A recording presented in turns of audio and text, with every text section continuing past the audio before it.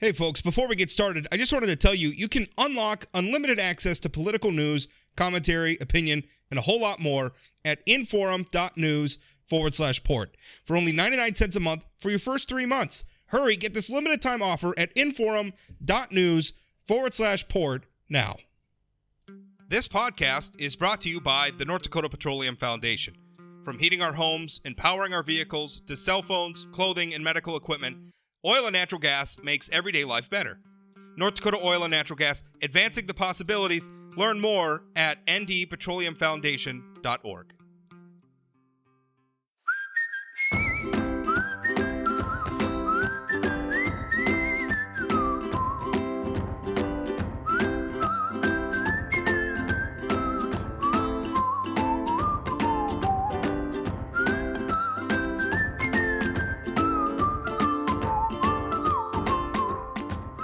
Welcome to Plain Talk, and happy Wednesday to you. Coming up this weekend, the North Dakota Republican Party is going to be holding their state convention in Bismarck, and we just came through the North Dakota Democratic Convention. You heard Chad and I summing that up over the weekend. But before we talk about that, we're going to talk about the upcoming Republican convention later in the show. But before we do that, we're going to talk about one of what I thought certainly was the most interesting candidate at the North Dakota Democratic Convention. And I said that's not a slight to the other candidates. I just thought that this was somebody who was saying some things that I thought were really interesting, but I want to know more. And specifically, I want to know more about policy. So here to talk with us about that is Trygve Hammer, along with, of course, Chad Oban, joining me as he always does on Wednesdays. And Trygve revealed during the convention that his nickname is Sledge, which, as somebody who has tried to create my own nicknames for myself, and it never works. I tried to get people to call me Ace for a while, and I couldn't, and nobody was buying that. How did you luck out and get Sledge? That's an awesome nickname. I wish people would call me something awesome. Well, Marine Corps call signs, sometimes you get a call sign you don't want. I know a guy who got a call sign Tape because he managed to, over a Memorial Day weekend, drink enough to kill a tapeworm that he didn't know he had, and it was dangling out the next week, and it filled a jar when they pulled it out, so he got that. Another guy got the call sign Vidal because he brought a blow dryer to the field. I went to Iraq with a guy whose call sign was Wait a minute. Dingle. I know. Who needs a blow dryer for the haircut you Marines get? I know. Hey, and this was a Texas A&M guy too. He was a manly man, but he brought a blow dryer out in case he could use it in the field. Which, I mean, when you're flying a helicopter, the helmet wrecks your hairdo anyway. So, what was the point? So that stuck with him. And then like I was saying, Lieutenant Colonel Dingle Barry. When he first told me his call sign, I thought it was Dingo, like something from Australia. I'm like, hey, that's a cool call sign. He said, no, Dingle. Dingle. Wow. Well, I'll tell you, I wasn't expecting to start off the interview with talk about killing tapeworms with copious drinking, but here we are. I thought your speech at the Democratic Convention was really interesting, and particularly because you were saying some things that I think, frankly, that I've been saying. I'm reading now a quote from one of your comments was, if you're tired of seeing decent, reasonable Republicans marginalized and called rhinos, send a message. Vote for a Democrat. If you're horrified to hear a Republican lawmaker say he's introducing a bill because of what he saw on Facebook, vote for a Democrat. Talk about what inspired you to bring that up in your speech more. Just seeing some of the things that were going on. So I'm District 6 chairman. Our two District 6 representatives were censured, and they weren't censured for something important that they missed. They weren't censured because they failed to have a response when the Maya Daily had an article about the lack of rural flood control. They were censured for their vote on removing Luke Simons from the state legislature. And, they were censured by people who probably didn't even read that story. And, of course, they introduced something on Facebook. That was a Minot legislator that did that. And I found that kind of horrifying. I have this whole thing about how I think social media is ruining, for one thing, our kids' attention in school and overall, and it's just ruining the public discourse, making everybody kind of just stay in the shallows and never go deep on anything. And, there might be a way other than vote for a Democrat, but it's not my job to tell Republicans what that is. Also, that speech, that was not the speech I showed up with that day. The speech I showed up with was from something that happened in Okinawa when I was there. A general came and he told us that we didn't really belong as Marine officers unless we saw it as a calling from God. I don't like to be told how I should think or feel about something. And I couldn't get to sleep that night because I was kind of arguing with him in my head. I got up and I started writing. And I eventually worked my way down to where instead of thinking of it as a calling from God, I would think of it as something I should treat with reverence. So any office I should treat with reverence. And then I was talking about how I would treat any job given to me by the people with that sort of reverence, to be a serious person in whatever position I was put in. And I was going to use these examples of unseriousness within the Republican Party. Trygve, this is Chad Oban. I don't think we've had a chance to meet in person, but everybody I know who knows you adores you. And those are people who largely I respect their opinions. And one of the things that I liked about your candidacy, about your speech is, a long military career, working as a pilot, working in the oil fields, working as a teacher. That's a good background for public office, regardless of what your party is. And I think that you can tell a story maybe a little bit differently than most Democrats can on the trail. But one of the things that I often find most difficult if you're a Democrat running down ballot is how do you get attention? How do you get oxygen so it just doesn't turn into a race between random Democrat and random Republican? How do you think you're going to break through this year to make sure that it's not just D versus R, but it's Trygve Hammer versus the incumbent? Well, I'm going to need to get out there and sell myself. And really, there are some problems with the Democratic Party in North Dakota that we need to fix that are going to really make this an uphill battle. But I need to get out there and go everywhere. I'm actually going down to Lisbon on Monday to meet with District 4 Democrats at 7 p.m. And then I'm driving back up here. It's about a 4-hour drive and working the next day because I think it's important that we do that kind of thing. I just need to get out there and talk about who I am and, not get in any useless fights because that's pretty easy to do these days. And, let people know that there is a choice. Unfortunately, this is my first time running for state office. And for a lot of the people on our ticket, the names are unfamiliar. And that's a concern. It's one of several concerns I think we need to address and we need to start building for the future. So even if I don't win this race, I hope to get out there and kind of energize Democrats a little bit. And just to be clear about this, right, there's going to be 2 Public Service Commission races on the ballot. One is incumbent Julie Fedorchak, she's up on her regular term. She's on those are 6-year terms on the PSC. She's going to be challenged by Democratic candidate Melanie Moniz. I hope I'm pronouncing that right. And then Trygve, you're running against Sheri Haugen-Hoffart. Now she was just appointed by Governor Burgum to replace Mr. Crocius, who went to work for the tax commissioner. Brian Crocius was appointed to be tax commissioner after tax commissioner Rauschenberger stepped down with his substance abuse issues. So that's what she is, quote unquote, the incumbent, but she's not really the incumbent because she's never been elected to that office. She hasn't been there very long, and really probably has some of the same name recognition challenges that you're going to have, Trygve, in that, this is her first time on the ballot too. So that's kind of an interesting dynamic. One thing, because I really liked your speech, and I think you're saying some very interesting things, and I do want to get into your remark about problems in the state Democratic Party that need to be fixed. I'm curious what that means, but a lot of when you said these things about lawmakers censoring other lawmakers, other Republican lawmakers for expelling Luke Simons or introducing bill, not being serious, I think maybe is the best way you summed that up. That sounds like great if you're running for the legislature, but I think you'll get the PSC. I'm not sure that's a place where those problems exist. Those things that you identified. So what drew you to the PSC race specifically?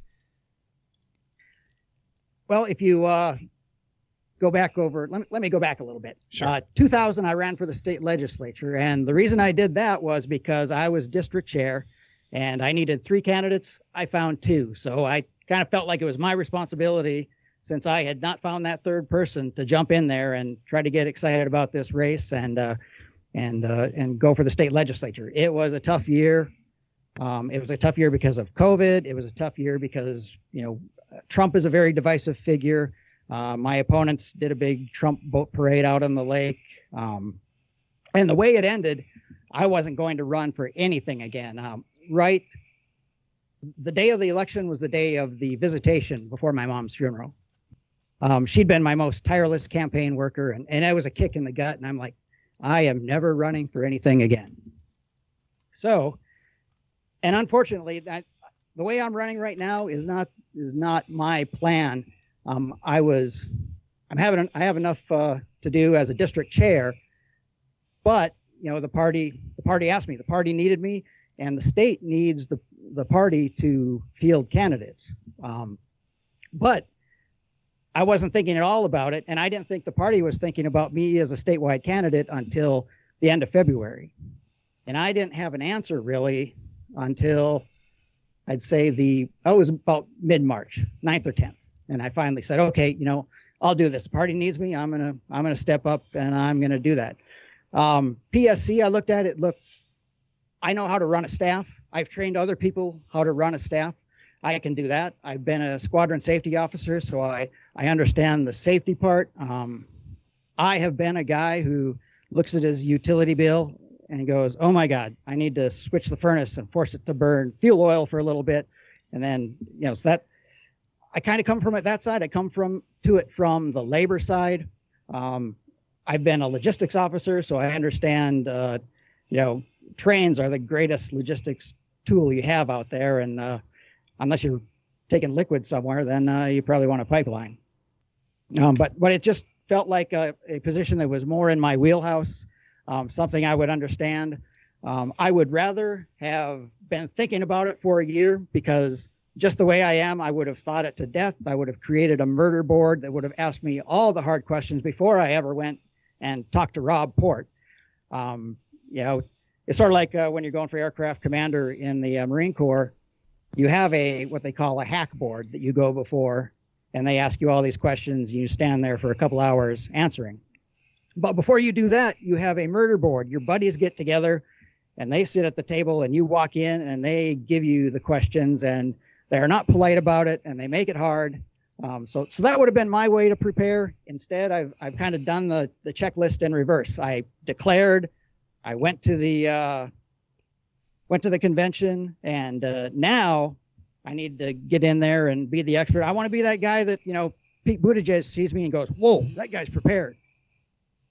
So, Trygve, one of the things running as a Democrat in North Dakota is often we get tagged as being anti-fossil fuel. Are you against fossil fuel? Are you against oil? Are you against coal?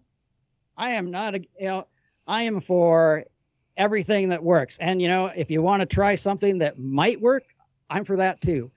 I think what we might end up with is a more distributed power sources. I've worked over in Europe and seen houses that have the solar panels and a little windmill on top, and they create their own energy, just actually buy the household to feed into the grid. I don't know how well it works, but I'm for anything that might work. I went and worked in the oil field for a while there as a floor hand on a workover rig, which is not a great job to start when you're 54 years old, but the money was great. I ended up leaving that because I was commuting from Velva out to the Newtown area and back every day. I stay home because my dad is there, and I take care of him. And it just got to be a lot when you're working, 80, 90 hours a week and putting that commute on the beginning and end of each day. That got a little bit tough. So no, I don't have any problem with fossil fuels. We need to be smart about it, and we just need to, try things, see what works. You get your minimum viable product out there, and then you just go from there. And that's kind of how it is in the Marine Corps and the planning process too. It's better to get to a plan that works than to wait for the perfect plan. And sometimes on this energy stuff, or on energy conservation and fighting climate change, we think it has to be all or nothing, black or white, when really, let's try things. Let's try little things. Let's try big things. If they don't work, they don't work. But they'll probably work somewhat. There'll be problems. We fix those, and that's how we learn. Can you give me an example of something the PSC has done as policy that you disagree with and you think you could do better if you were elected there? Right now I really can't. That's one of those things I need to learn about as I go here. And right now I can only really sell myself on the more general stuff of who I am and how I approach problems. Because the PSC has done a lot of stuff. Reading through their meeting minutes is really boring because by the time they get to those, they've already figured everything out. I can say that, for example, I do like pipelines. I don't have a problem with those. I do have a problem with, confiscating land. I'm trying to think of the term. Eminent domain. Eminent domain, which I think it's been overused in some cases. Maybe not in North Dakota, but certainly nationally. And I have a feeling even North Dakotans who don't own land are probably not real comfortable with that. And like I said, I come from the labor side. I come from the customer side. And I'll have that view that is different from anyone else on the board, I believe. So one of the things that's been somewhat controversial with the PSC over the last several years, and actually probably going back to more than a decade, is the idea of campaign contributions from organizations that are regulated by the PSC. As you go into this campaign, have you thought at all about if you'll take contributions from organizations or PACs who have business before the Public Service Commission? My knee-jerk answer is no, I don't think so. I know in this campaign I am going to get outraised. In my last campaign, I got outraised by about 5 to 10 times. It was pretty ridiculous. So I am going to get outraised in this campaign. My knee-jerk reaction is no, because then I would feel, well, maybe they're expecting something from me, and I really don't want that. And if someone wants to make a campaign contribution anyway, I don't know. So my knee-jerk reaction, like I say now, is no, I don't think so. First of all, let me say that being behind in fundraising is not necessarily. I think Heidi Heitkamp outraised Kevin Kramer by about 4 times in 2018, and he still won. So money doesn't dictate everything, but gosh, it helps a lot. It helps a lot. But let me just to add on to Chad's question. The argument that I've been making is we have a participatory form of government. We all want to have a say in who governs us. And in particular, like I've always think, obviously teachers, for instance, have a lot of interest in who's going to be the superintendent. Farmers have a lot of interest in who's going to be the agriculture commissioner. And it doesn't bother me that these people would donate money to the candidates that they support. I don't think it's odd at all that a pipeline company or a coal company or something, or people who work, and to be clear, companies can't donate. That's illegal. We're talking about contributions from individuals. As long as they're made legally and as long as they're disclosed, and I think we could argue that we do need more disclosure laws in North Dakota. As a member of the news media, I would love that. But beyond that, I don't really have a problem with people participating in democracy. It's the way our government was supposed to. So I guess speak to that a little bit, because I know your knee-jerk, maybe we put you on the spot, your knee-jerk was, no, I wouldn't take those contributions. But I'm thinking, why not? Well, really, if where those contributions come from normally are PACs, and a lot of times these PACs, you really don't know where the money came from. You gotta go digging to try to find it, and sometimes you don't even really know. But like I said, that's my knee-jerk reaction. Tell me about it. I am not sure right now. It's something I need to consider going forward. I just got my account set up yesterday and started doing the Secretary of State stuff to get prepared for the campaign. But yeah, I do agree with you. It people should have a say, but I think you just need to be aware that when you take money, you need to say to yourself, at the very least, that this is money because they believe in me. I'm never going to take it as something that means that I owe them something in return. All I owe them is my best judgment, my best leadership, and to be thoughtful about what I do and take it seriously. Yeah, and I personally, I'm not sure I would agree with a law that says PSC commissioners can't take money. But I do think it's up to the candidates to determine what kind of money they'll accept. So I think your answer about, what are the expectations behind the dollars, I think is a really important one that candidates need to be thinking about. Speaking of candidates, you told Rob this weekend that you wish the PSC races were nonpartisan. I agree 100% with that I think that some of these regulatory offices that are elected should be nonpartisan rather than political in nature. Why do you think they should be nonpartisan? And obviously it is partisan, so you have to run a partisan campaign. But tell us a little bit about why you think a seat like on the PSC should be a nonpartisan race. And also, he doesn't have to run a partisan campaign. He could run as an independent if he wanted to. Okay, we can have a whole conversation about independents and third-party candidates at a later date. I think the way the system is set up right now, it's much easier to run as a partisan candidate for any office. Agree with that. Well, maybe part of it is that running with a D behind your name is not the way to start off. You're already behind when you get out the gate on statewide races for that. And maybe when I was talking to you, Rob, about it being a nonpartisan race, it should be a nonpartisan position, I feel, for sure. When you're sitting there, you should not be thinking about Republican or Democratic or liberal or conservative solutions or decisions. You should be thinking about the correct decisions. I don't think we need any more partisan races further down the ticket. There was something in the state legislature, I want to say in the last regular session, and it didn't make it out of committee. It was only brought up to make county commissions and some of those other things into partisan races. And I think we have plenty of partisanship in the world right now, and I don't think we need any more.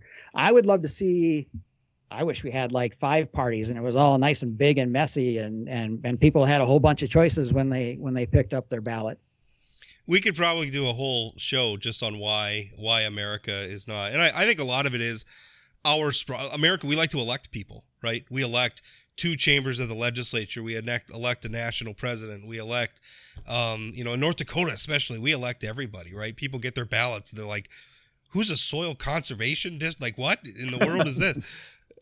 So we like electing people in North Dakota. My problem is I kind of feel like it's a bit of a canard that because a race is nonpartisan, that it's really nonpartisan. Human beings are human beings. They have their political biases and their outlooks. I think partisan affiliation promotes a degree of transparency with that. At the end of the day, I should still know. I think the reason why nonpartisan, and not to insult you guys or anything, but I think that the reason why that's such a popular idea among North Dakota's Democrats is because people don't want to run with the D by their name, which to me seems like a dodge. Just be honest about it. Own it. Win as a Democrat. Yeah, but Rob, I think you take away a lot of really, really good potential public servants by coming out of the gate down 20 points at local races in other places. And when we talk about wanting to have more normal thought for elected officials, it'd be nice if the only data point that people were using wasn't just partisanship. Yeah. But I don't want to get into the intelligence of the average voter. I know you don't trust them. I do. And Trygve's not sure what to do with that at all as somebody who has to appear on the ballot. Tell me a little bit. You mentioned that there are some problems with the Democratic Party in North Dakota that we need to fix. What do you mean by that? Well, one thing I noticed, in that room and at the convention right before my speech, which was written on, a lot of people had their iPads up there reading their speeches. What I had was a different device called a legal pad. And, I had my speech and I folded it in half and I stuck it in a bag and I sat there and I wrote out that speech.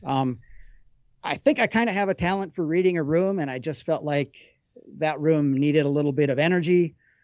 Pat Hart and he did a great job. He was carrying the convention energy, I think, totally on his shoulders at that point. So I wrote a speech that instead would bring a little bit of energy, I thought. Of course, that made me extremely nervous. I got up there. I was extremely nervous when I delivered that speech. And then I, thanked Shannon Kruger and Logan Longton for, their nominations and their kind words about me. And I mentioned that, hey, we have an open house for Toastmasters coming up. So now I put it out there that, oh, this guy's in Toastmasters, and if I screw up the rest of the speech, Toastmasters are going to send their assassin ninjas after me. But I really think part of what we need is more energy. We need to get over it. We failed to counter some messaging, from take someone like Rush Limbaugh or your Glenn Becks. We didn't take it seriously. We kind of eye rolled and said, oh, nobody's going to buy into that stuff. And we ignored it, and we did not counter message. I should caveat this by saying I was not in North Dakota during almost all of this. So, when I talk about the state party, I'm kind of guessing some. Like I did not know who Roland Reimers was when I arrived at the convention. But anyway, it's an uphill fight. We have to get over that. If it's an uphill fight, then you start running hill repeats, right? You got to get ready for it. And speaking of repeats, you need candidates who repeat, who get on the ballot, lose maybe, and then repeat. So besides get over it, we need to get together. When I was a kid, we used to get together all the time as Democrats. I remember going to, being dragged to things with my parents, and there were fun cookouts, and Democrats knew each other, and we had a great time. I licked envelopes for Gene Watney, a Democrat who was in the state legislature, and my dad's good friend from growing up.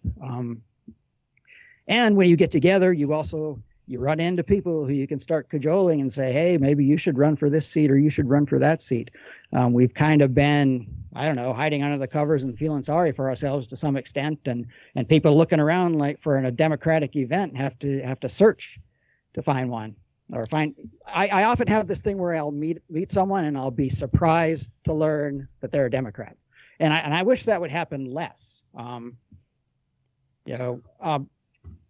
speaking of Gene Watney, I have a good Byron Dorgan story, but that involves Gene Watney, but I can leave that out for now. But the other thing we need to get out there, and meet people, and like I said, get out there and run repeatedly. Get out there and be Jim Dotzenrod. I think Jim Dotzenrod is a great guy. I sat with him in the state legislature one day. We talked aviation. We're both pilots. We talked farm equipment and how it's changed, and he loves the high-tech stuff, and he loves farming, and he's a great guy, and I'm so glad that he's running again for the state legislature, for the state senate. And if I was running against Jim Dotzenrod for something, I think I would secretly vote for Jim instead of myself. But so I think my points, I think, were get over it, get together, and get out there. That would be my plan. And Trygve, I think one of the interesting things that you brought up at the beginning is sort of the Rush Limbaugh, let's ignore conservatives. And I think in states that happened to a certain extent with Rob here, right? I mean, Democrats basically just said, we're just going to ignore this guy. We're going to ignore all the other conservative media in the state. And I think that's a mistake. I think that Democrats need to get more aggressive in talking to people who maybe don't agree with them on everything.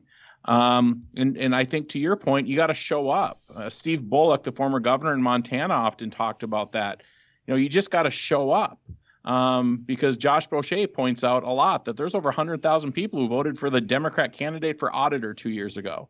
So there's people willing to vote for Democrats, even though it's a very, very difficult time right now. Well, and just to that point, you don't win a statewide election in North Dakota just with Democrats. There's not enough Democrats in North Dakota to do that. You have to win over Republicans, and to win over Republicans, you got to talk to them. Yeah, that was something I mentioned in my speech too. I said, I was surprised to learn that I'm going to have to talk to Republicans and win their votes in order to win a statewide race. Of course, that was sarcastic, but that's what you have to do. And the people we're not talking about, there are a lot of people out there who talk about the Republicans and the Democrats. They haven't assigned themselves at all. I have plenty of friends like that but when they get there to vote, what names do they recognize? Names they've seen on the ballot before. I mean, so yeah, incumbency is a huge advantage in that regard, but it would really help if we have people who keep running. And I can look at myself and say, well, maybe I could have decided to run and then run again before too, and maybe I have to look at that in the future. Even though I about gagged when my girlfriend Googled me, and the first thing that came up was a little picture of me that said, Trygve Hammer, politician.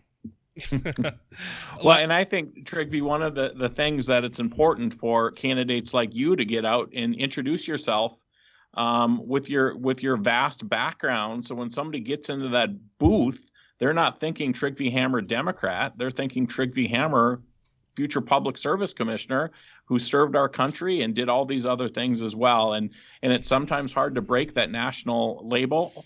But the only way you do it is by going out and talking to people. So I think your strategy is sound. Oh, well, thank you. Like I said, I'm going down to Lisbon, District 24. If you're a Democrat from that district, come out and let's meet. And I plan to do that. As a district chair, I know how much it means to have a statewide candidate show up, to have someone different at your meeting and not have it just be another meeting. So I plan to do that as much as possible.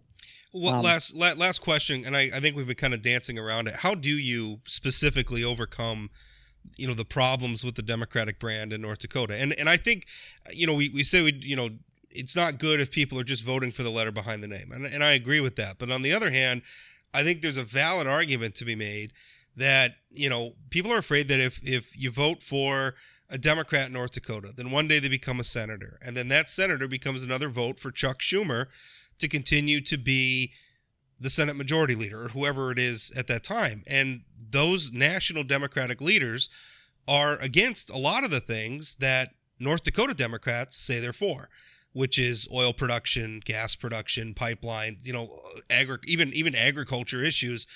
The National Party is not a party that is in touch very well. I think you guys would agree with me. I guess you could say if you don't, that is not in touch very well with North Dakotans. So I think there's some validity in voters in North Dakota saying, I don't want to vote for Trygve Hammer for PSC because what if he runs for the Senate, and what if in the Senate he becomes another vote for a Democratic majority that's going to do a lot of things that's not very good for North Dakota? What do you say to those people?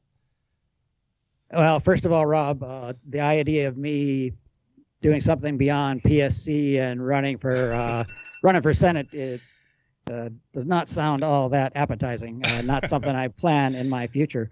I think you just need to get out there and let people know you as a person. And also, you need to look at the Democratic Party. They're actually historically not all that good at falling in line with whoever happens to be their majority leader or minority leader. North Dakotans, I think they have that thing that I was talking about with the Marine General. They don't like to be told how they should think about something or what they should feel about something. They'll make up their own minds. Thank you very much. Trygve, I thank you for your time today. Really appreciate it, and looking forward to hearing more from you out on the campaign trail. All right. Hey, thanks a lot, Rob. And I need to thank you for being totally fair to me. I had people at the convention coming up and saying, "Hey, Rob Port had nice words to say about you." And it was, after my speech, I felt like the pressure was off. And then I heard that, and I'm like, oh, my God.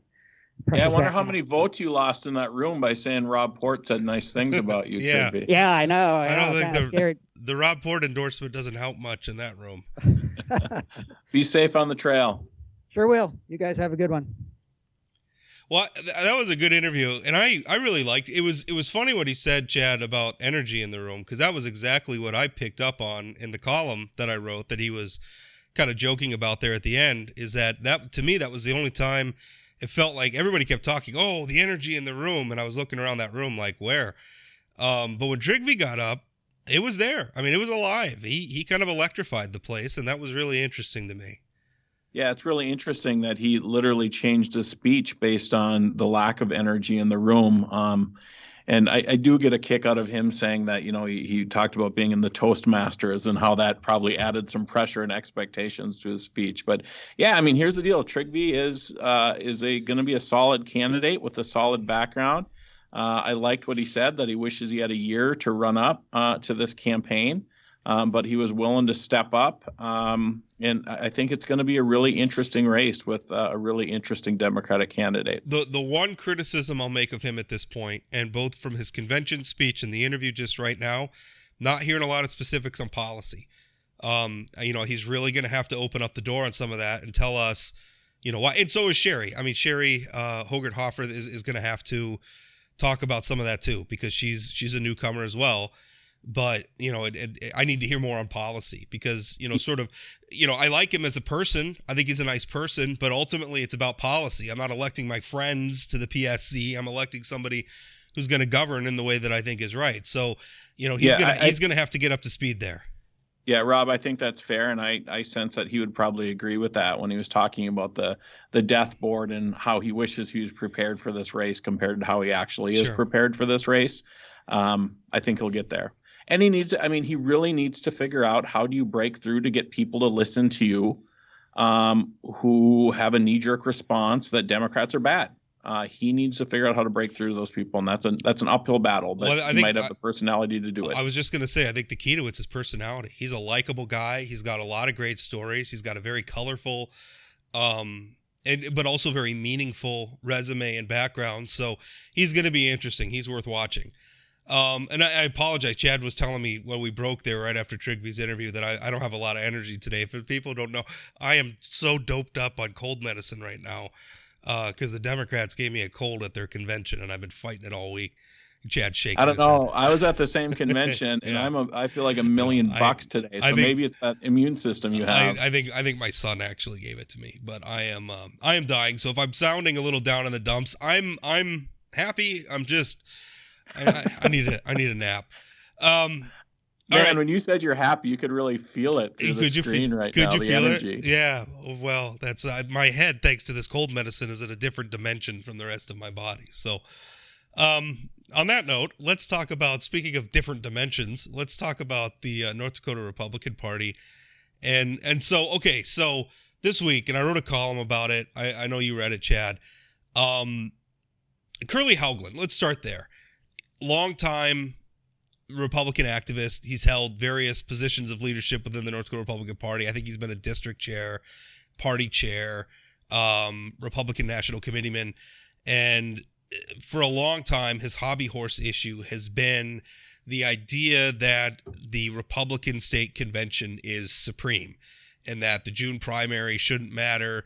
The Republican Party is a private organization and they could pick their leaders, and that's that. And he had a whole thing in 2016 when everybody was fighting about delegates when Trump was surging to the top.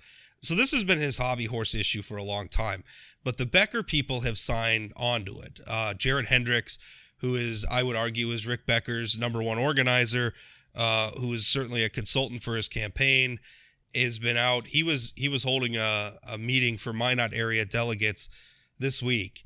And people were at the meeting was saying he was promoting this idea that they're going to try to get control of the convention. And the plot I hear there is that they're going to try to get Gary Emeneth, who's a former party chair, get him in to be the chairman of the convention. And then they're going to try a bunch of rule changes. And the rule change would declare that the nominee of the party is the person selected at the convention and not the person on the June ballot. And to me, I have all sorts of problems with that. First of all, that's not what the law says. And I don't think anybody just gets to ignore the law, whether you like the law. We can have a debate about what the law should be, but what the law is the thing that we all have to live under. Number two, just as a matter of fairness, I don't like the idea of changing election rules right in the middle of an election. Every candidate, sort of plans their strategy or whatever based on the rules that are in front of them. You change the rules in the middle. I don't think that's fair to anybody. And number three, I think this is just another bid to sow chaos, to try to further their goal of trying to take over the North Dakota Republican Party by making people angry and sowing chaos. That's what I'm seeing. Chad, what are you seeing?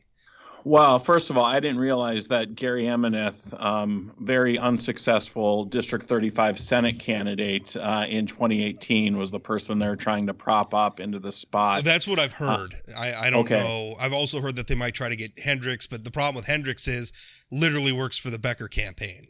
So I think Emeneth sounds like maybe their guy.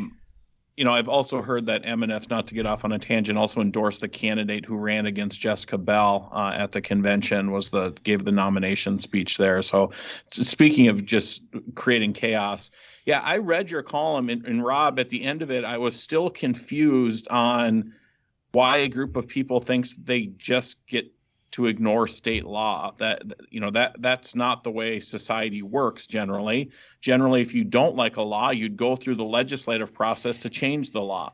I think you and I both agree that maybe there's stuff in state law that's a little bit, and I felt it when I was the executive director of the Democratic Party, that there's things in state law that it's like, why is the state law dictating how things are done? I never questioned that the June primary was the way that we should pick our candidates. So I can't wrap my head around. I mean, could you imagine if they're successful? Then what happens? Then somebody has to sue for the primary. I mean, it's. Well, I think that's what you would see is if they are successful, and I don't know, because I don't think the chairman of the North Dakota Republican Party, Perry Schaefer, is going to agree. And I don't want to put words in his mouth, but I don't think he would agree with that. So you're going to have the delegates at the convention voting in a way that the party's elected leadership probably doesn't agree with. And so someone is going to have to, I guess, file a lawsuit. And so in the middle of an election campaign season, we're going to be having a battle over whether the June primary even matters. And let's flip the tables. Let's imagine for a moment that it was John Hoeven that was trying to do this for his ends, right? What do you think Jared Hendricks and Rick Becker and that crowd of people, Gary Emeneth, what do you think that they would be saying if it was Hoeven trying to do this, right? They'd be saying, there goes the establishment again, changing the rules. Yep, they're changing the rules. They're moving the goalposts. I mean, all the different it's the same stuff we talked about last week with the signature gatherings for term limits. I mean, the fact those got thrown out and it was somebody else trying to get them, whatever, no accountability, no ownership. That's exactly how they would handle that. And so, Rob, help me understand the process here. So will there be an election for the chair of the convention, which is normally the state party chair, but there'll be a vote now that potentially there would be a different chair of the convention? I think normally, and I don't even think it gets noticed because it usually happens right at the beginning. Somebody makes a motion, it gets seconded, and they just have a voice vote that the chair of the party is the chair of the convention. And then the party chair stands up there at the podium and does, directs traffic, here's the motions and all that stuff. Normally that would be, pretty much automatic. It would be Perry Schaefer. But this time around, it sounds like, that's going to be the very first battle going in is right at the beginning of the convention. Which is why, by the way, if you're a delegate and you're listening to this, you need to be there on time and in your seat if you want to have a say on this stuff. Rob, that's exactly what I was just thinking. I mean, so I assume the way this works, they vote on the chair of the convention, and then it would be the rules of the convention that they would change for this endorsement change, probably. Right. And already, it's actually kind of interesting. If you go to the NDGOP's convention page, they actually have language up that where it says right there, that the convention has rules, and if anybody wants to change those rules, there's notices that have to be put in place. Now, the problem is we're dealing with this stuff is all very arcane, right? There's a reason why these conventions have a parliamentarian, right? To kind of, but I'm told, I guess they can just suspend those rules and replace them with new rules. That's just it. So if you have a situation where the Becker supporters or delegates all get there early on in the day because, the normals don't want to sit through this chaos, you might have a majority who votes for Gary Emeneth for chair, then suspends the rules and changes the rules. It could be absolutely chaos early on. So, but I think your point about all delegates need to be there on time at 11 o'clock or 10 o'clock or whatever is on Saturday is going to be super important. Well, yes, absolutely. And just think of all the other ways. I mean, it didn't really happen a lot at the Democratic convention, but at the Republican conventions, because there are so often, sort of disputed endorsements and everything else, credentialing becomes very, very important. They have sergeant at arms on the floor. If you're not a credentialed delegate, you're not allowed on the floor. They have a credentialing committee. They do a count usually before every vote, they will do a count where the district chairs, but that, that whole process relies on people being honest about it. And I mean, I don't know. I mean, all of a sudden, are people going to try to play games with credentialing? Are there going to be accusations? We're dealing with a group of people who still think the 2020 election was stolen. Right? Is it outside the realm of possibility that we could be sitting there watching them shout at each other over who's credentialed, who's not? I mean, the potential for this to spiral into a morass is very, very real. And who wants to be the parliamentarian at this convention? I don't know who is, but I assume they have a group of people ready to roll to deal with these kind of things. And at the end of the day, I mean, I would guess they're not going to be successful. And again, the Republican Party is spending all this time on this kind of stuff rather than on, really focused on what's going on in the state and other things. It's just chaos for the sake of chaos. I assume the people who are creating the chaos don't believe it's chaos just for the sake of chaos, but from an outside observer, it certainly looks like that. I actually had a comment on Facebook Trygve brought him up. It was Logan Longton who delivered one of Trygve's endorsing speeches. He commented and he said all this stuff that the Republicans are doing, and they're focusing on all this stuff. Listen, the average voter doesn't. I mean, the average voters, and let's be clear, it's political nerds who are listening to this podcast to begin with, right? We care about this stuff and we follow it. The average voter is going to look on with this and think that Republicans are losing their minds. That they can't even hold their own convention without it being. I mean, there's a point at which this isn't just healthy competition within the party, right? I'm all for people challenging incumbents. Somebody within the Republican ranks thinks they have a better idea or a better way of doing things. I'm all for that, right? If a party starts stopping that kind of stuff, it starts dying. This is bad competition, right? Yeah. And you're right, the average voter isn't paying attention to this kind of stuff, but they will pay attention if these folks are successful and all of a sudden, we elect even more Bastiat people and school funding is shut down or other things like this. I mean, what's happening this weekend in Bismarck has an effect in terms of momentum for the Bastiat caucus and ultimately for policy affecting all North Dakotans. And it's not just, I mean, does the average North Dakotan like a mask mandate? No. I think the Bastiats are probably on the right side of most North Dakotans on that issue. But if you look at some of the Bastiat bills, they were talking about pulling funding from schools, from a school district or from a city or from a county, pulling state funding if they implemented a mask mandate. Now, does the average North Dakotan care so much about masks that they want to withhold teacher paychecks and janitor paychecks and principal paychecks and librarian paychecks over masks? Because I think that's too extreme and too far, and yet that's what that faction of the party stands for.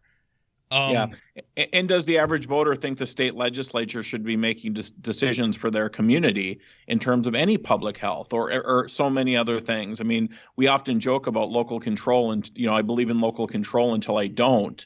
But ultimately, I think that people don't want the state government to overreach and make these communities decisions for them. I mean, the interplay between the state and the locals is always tough, right? And to me, I think one thing that I always want to avoid, I like local control, but what I don't want are like a patchwork of, for instance, like I'm thinking like nicotine regulations, right? Where all of a sudden you had cities saying, well, we're going to raise our municipal smoking age to 21. Okay, so, and for vaping too. Okay, so if I'm 19 years old and I have a vape in my pocket and I'm driving from Minot to Grand Forks, it's legal for every mile along Highway 2 except for the 6 or 7 miles I'm driving through Devil's Lake. I think that's ridiculous. I don't want patchwork policy. That's kind of my view on local control. And now we're getting off on a tangent, but. Yep, let's talk Republican convention. We can talk about local control for probably hours and the hypocrisy around it. so I don't know what's going to happen. My print column today, and it was funny because I wrote the print column before I wrote on Monday, and then I wrote yesterday's column about when I kind of figured out, what their agenda was. I mean, it's going to be really interesting to see if they could pull this off, because a lot of it, I would think that if they have the votes to get, the Bastiat faction has the votes to get one of their own as the convention chair, and they have the votes to change the rules, right? And you can read these rules if you want. It's on NDGOPrules.com. They're euphemistically calling it the Unity rules package, which I think is really funny because you're likely going to crash their website with all the people running to that website right now. Well, it's funny too because if you actually read through the rules, like they didn't, like somebody like wrote notes in there and they didn't take the notes out. Like it's not very well done. Yeah, like it's still like a draft version on there. It's really weird, but if they have those votes, then that's got to mean Hoeven's probably going to lose at the convention. Well, again, it depends on who shows up when. Right. I mean, for all we know, all of Hoeven's people show up over the lunch hour for that early afternoon vote because they don't want to deal with this nonsense.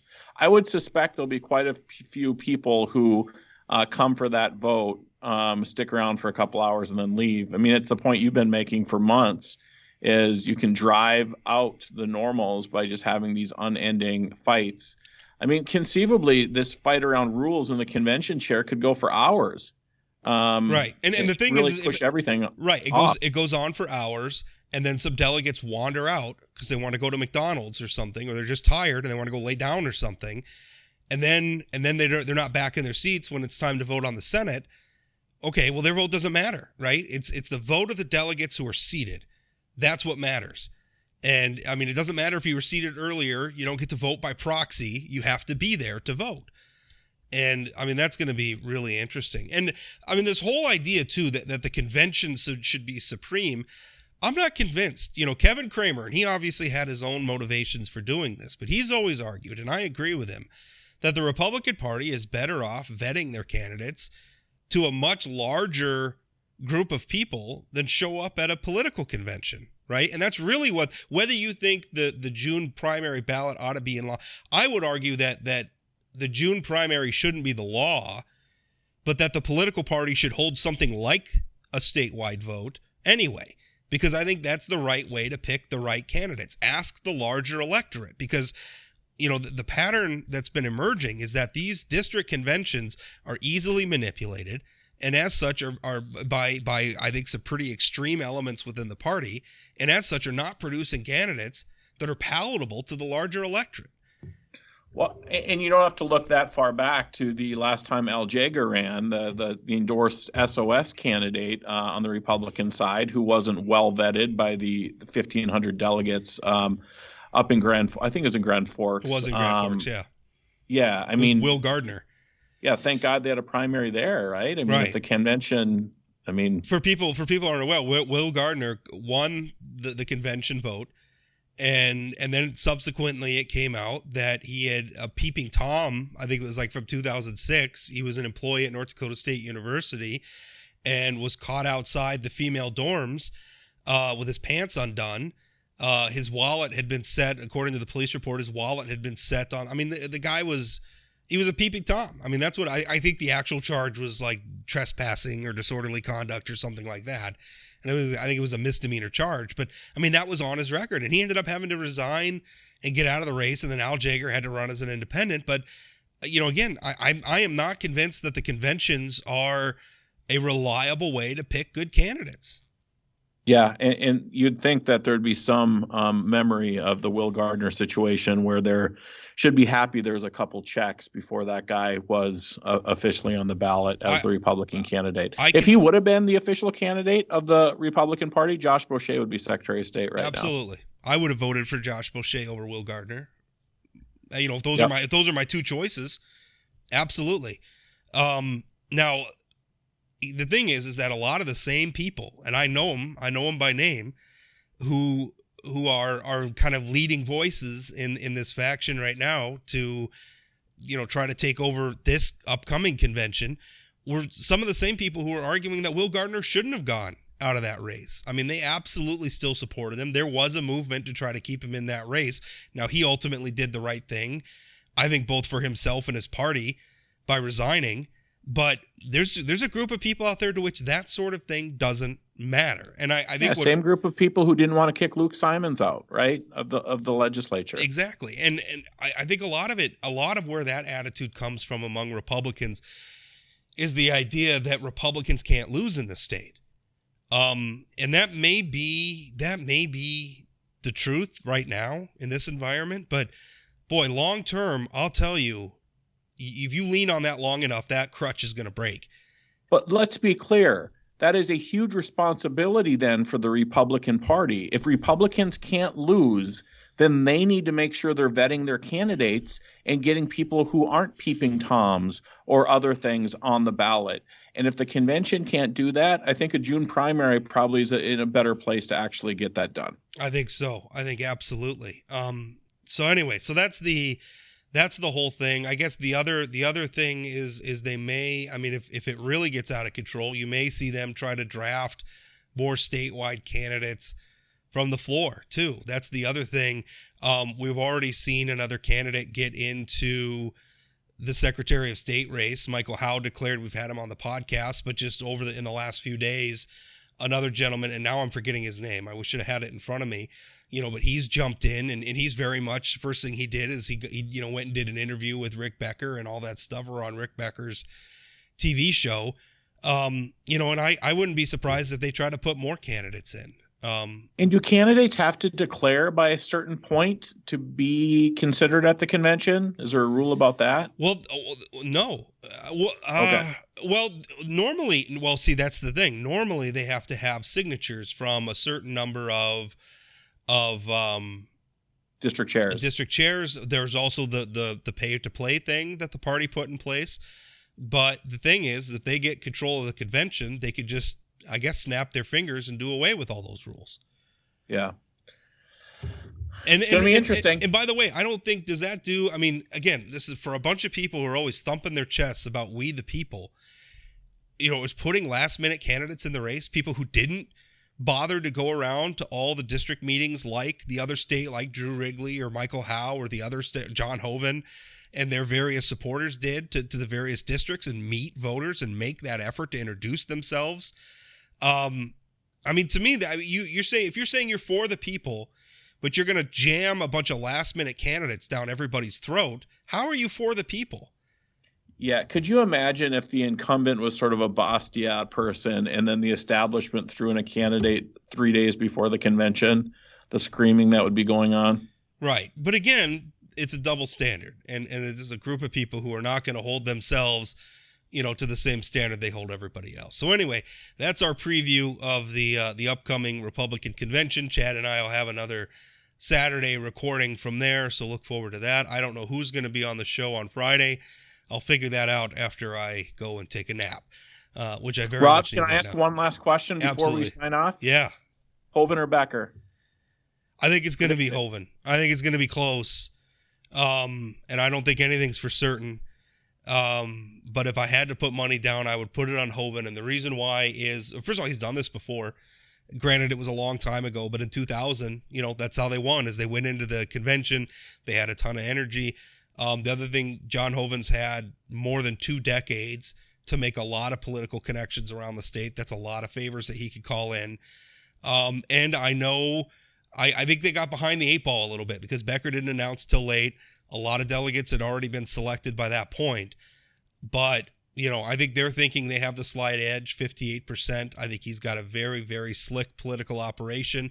So when they're saying they have a slight edge, I believe it. The question's going to be who turns up. But if you put a gun to my head and said I had to place a bet on one or the other, I would bet on Hoeven. I think he's going to win at the convention, but we'll see. Yeah, we'll see. Well, and I trust you more than I trust my gut, so I'm not going to make a prediction. So I'm going to say I'm right either way. You lured me out onto a limb all by myself, and now you're not going to say one way or the other. Well, I mean, I think I believe you. I mean, you're more connected to this stuff than I am. I think that if you think Hoeven squeaks it out, I mean, my prediction would be Hoeven squeaks it out. With all the and obviously I'm hedging like crazy too, because it's a very fluid situation. But I mean, really, I think Hoeven's going to pull it out, but we'll see. All right. Well, thanks, and tune in for the next one. All right, feel better.